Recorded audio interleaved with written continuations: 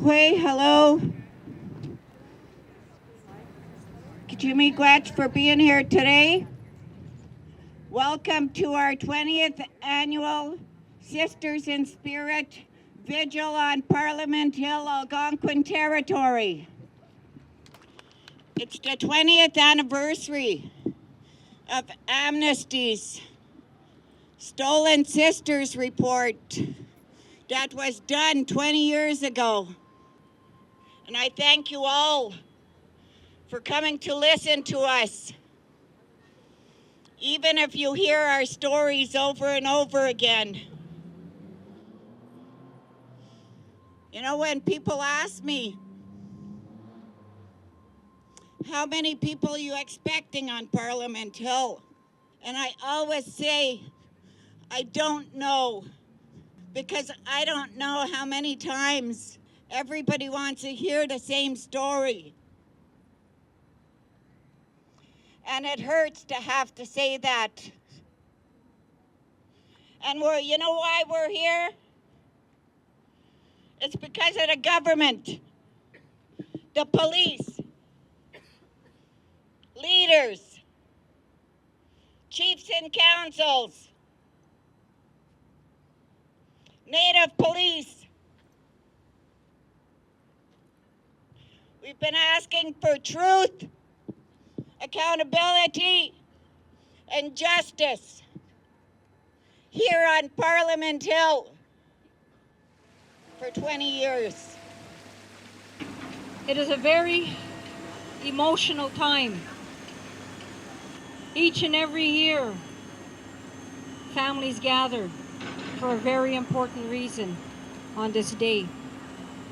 And with heart and soul, we lift our prayers to the Creator, and we ask the Creator to bless the families. Families go on this journey alone and are feeling alone, and you hear it through the media every day. You see someone missing on Facebook every day. And we the families have to live with that every day. So we need you to stand up, pull up your pants, and help us fight. What our inquiry is going to bring, so far I haven't seen very much. It needs to bring more. It cannot go sitting on a shelf like everything else. Things need to be done, and we need their help, whether we like it or not. We need those leaders. We need their help to fight and help our families. And we need you to step up. If you're hearing anything I say today, step up and help us. We got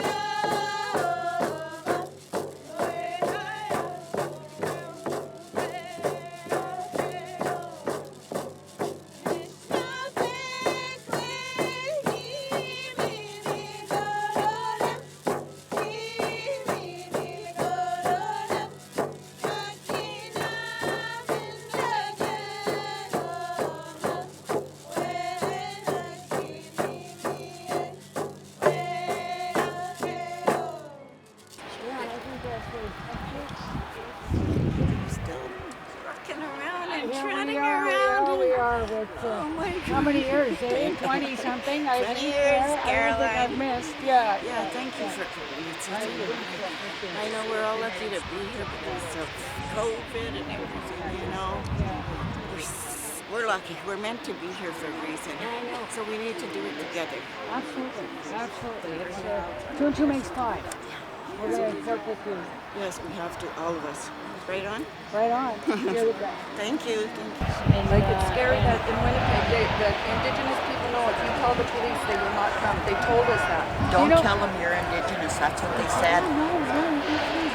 Even during the hearing around missing and murdered, that people were afraid to say that their relative that was missing was Indigenous. Absolutely. Why? Because they thought the those search women wouldn't on be ours. as serious. And it wouldn't be as serious. Yes. One of the girls on this, their parents asked us not to put her name here because the police wouldn't look for her. We're done. We had enough. You don't want to do our cases right? Don't do them. Let us do them ourselves. Give us our reports. Give us the information we need. The families will do it. I did mine, and I found the truth. And this is why I'm here today, still fighting for the truth, still fighting for justice for all our women, because we deserve it. All those women are beautiful.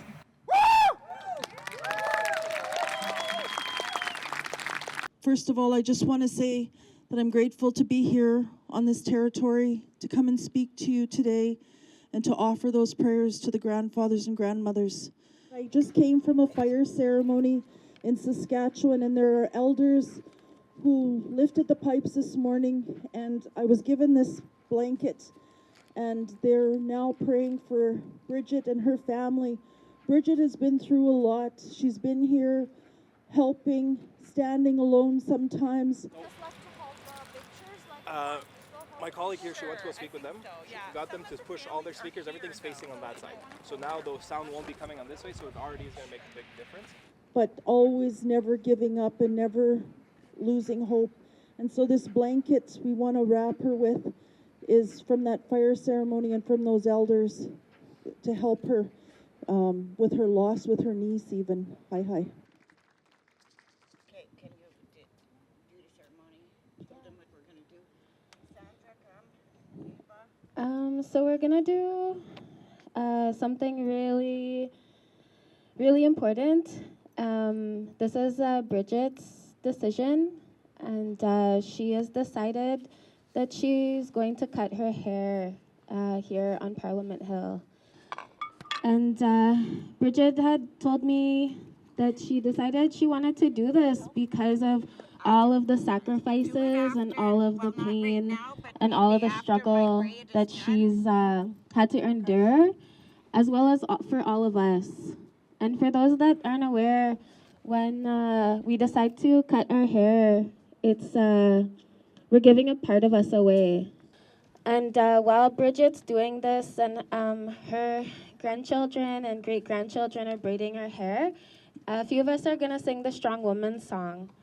And the Strong Woman song is connected to this crisis as well. The Strong Woman song is connected to the overrepresentation of Indigenous women and to spirit folks that are incarcerated in Canada's prison system.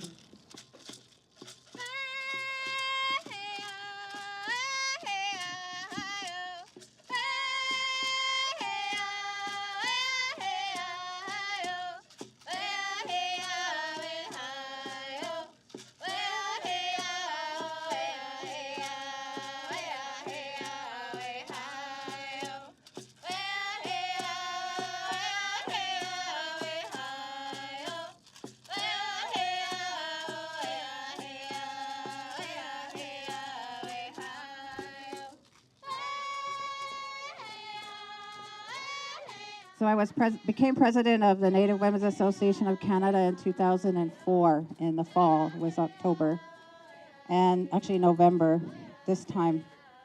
And I think I heard from Bridget the next day. And what are you going to do about it? She said.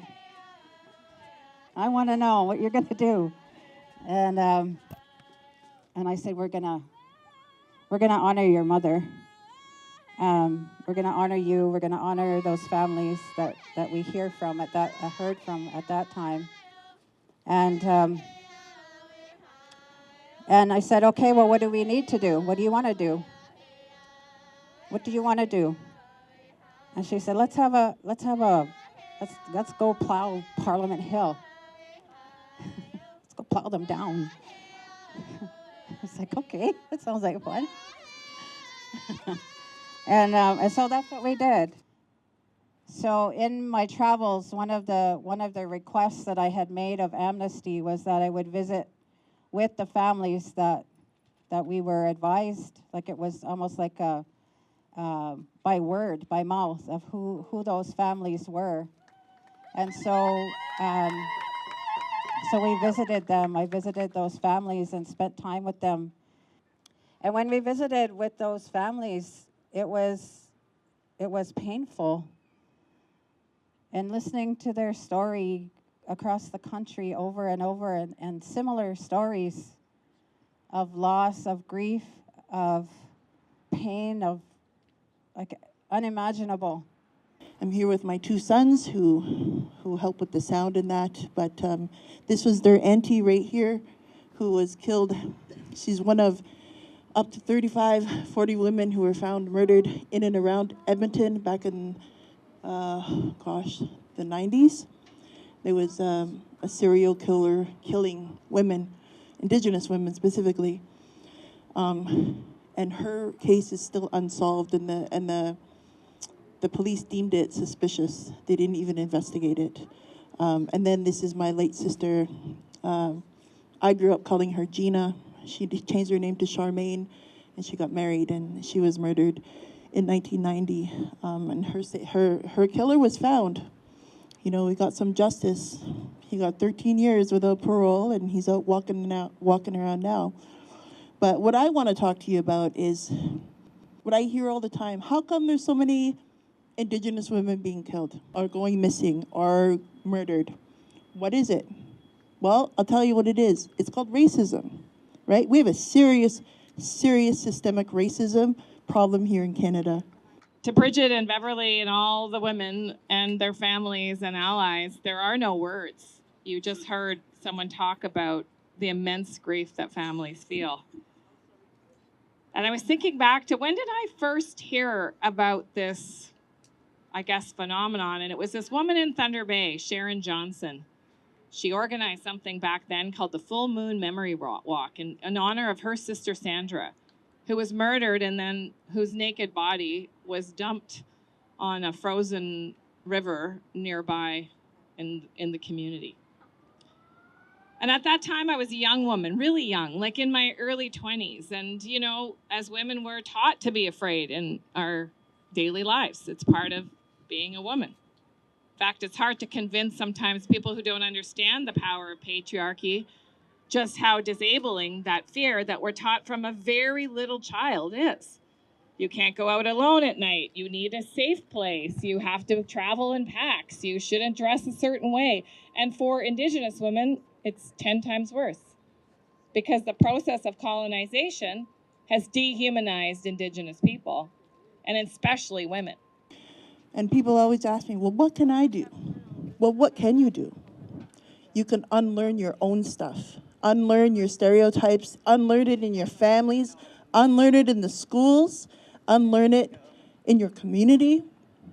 And it's gonna take a lot of work to do it because it's uncomfortable. People don't wanna talk about that they may be racist, you know, and how we think and how we're schooled through our education system. And I can tell you the media, you're not doing any help for us either. When they reported on my sister and the way they talked about her, as if she was like she deserved the violence that she experienced, the media still continues to do that. They still continue to talk about Indigenous women like we deserve the violence that we experience. We've done something wrong. So if you're a settler and you want to help, you need to start calling out these organizations, these systems that keep putting races, whatever it is. I'm so tired of it. And I'm so tired about waiting for the government to do something when every single person here has the ability to unlearn and do that work yourself. My first real close experience with this was more than 30 years ago when a young Métis girl who was 13 years old named Nina Quarterpat was killed in Edmonton. And there are numbers and numbers of people that have gone through these experiences, and the families have to go not just to trial once, but many times. Many of these court cases have gone to the Supreme Court even more than once because there are more protections for perpetrators than there are for victims.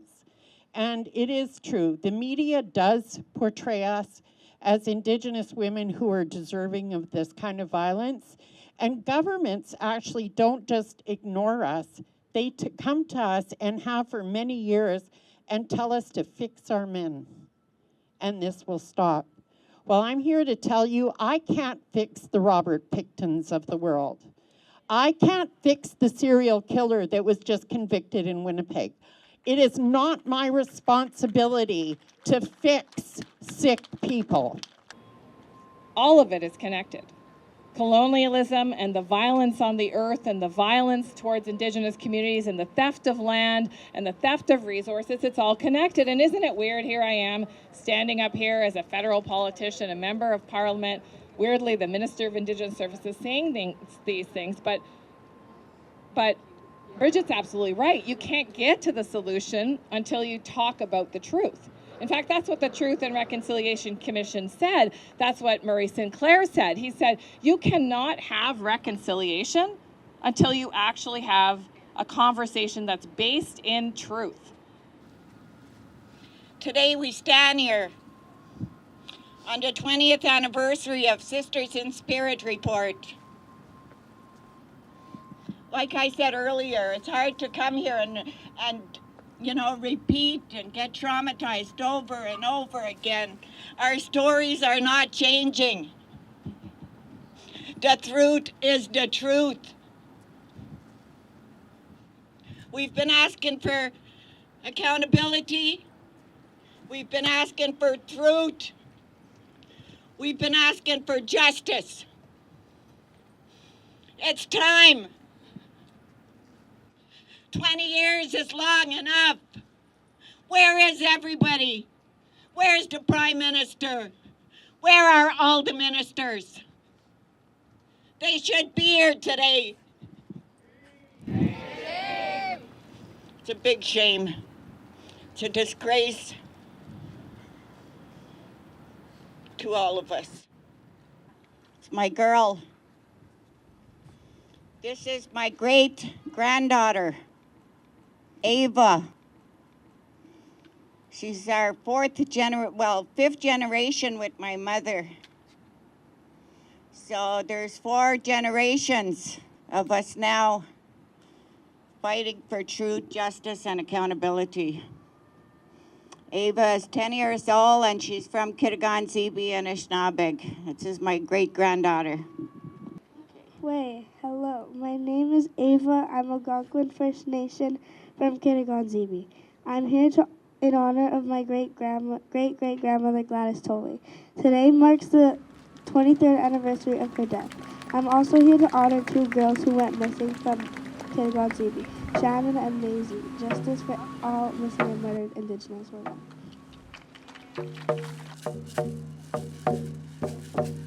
Way!